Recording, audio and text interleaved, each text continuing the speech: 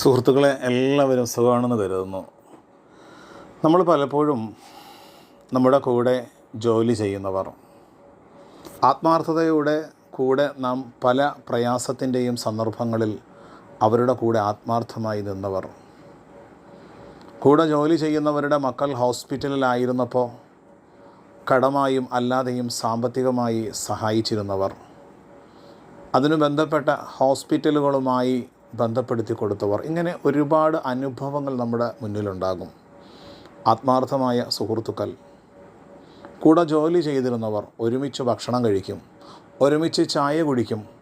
പലപ്പോഴും ഇത്തരം സന്ദർഭങ്ങളിൽ നമ്മെ വല്ലാതെ അവർ ഉപയോഗപ്പെടുത്തുകയും നമ്മുടെ സ്വാധീനങ്ങൾ അവർ നന്നായി ഉപയോഗപ്പെടുത്തിയിട്ട് നമ്മെ കൈയൊഴിയുകയും നമ്മളെ ശത്രുസ്ഥാനത്തേക്ക് നിർത്തുകയും മനസ്സിനെ വല്ലാതെ കുറ്റപ്പെടുത്തുകയും അവർക്ക് യാതൊരു നന്മയും ചെയ്യാത്ത മനുഷ്യരുടെ കൂടെ ചേർന്നുകൊണ്ട് നമ്മെ ഉപദ്രവിക്കുകയും ചെയ്യുന്ന പല സന്ദർഭങ്ങളും നമ്മുടെ ജീവിതാനുഭവങ്ങളിൽ നമുക്കുണ്ടാകും. അതവിടെ വിടാം.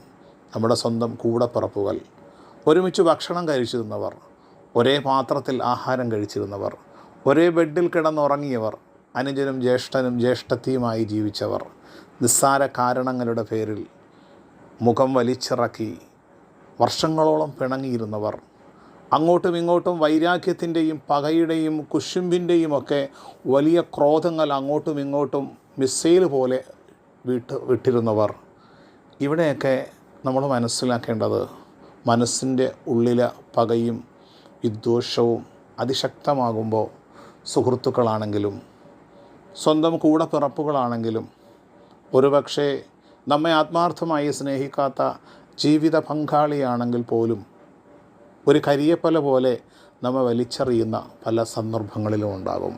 പലപ്പോഴും അത്തരം സന്ദർഭങ്ങൾ പറഞ്ഞറിയിക്കാൻ പറ്റാത്ത വേദനയാണ്, പറഞ്ഞറിയിക്കാൻ പറ്റാത്ത സങ്കടങ്ങളാണ്.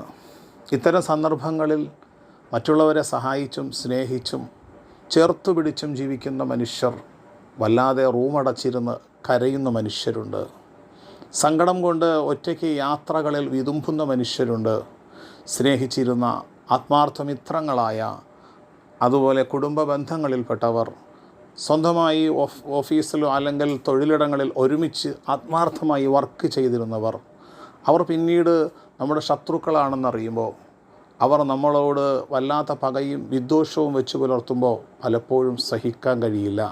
ഇവിടെയൊക്കെ നമ്മൾ മനസ്സിലാക്കേണ്ടത് അതിനെല്ലാം ഒരേ ഒരു ഉത്തരം, ജീവിതം അങ്ങനെയാണ്.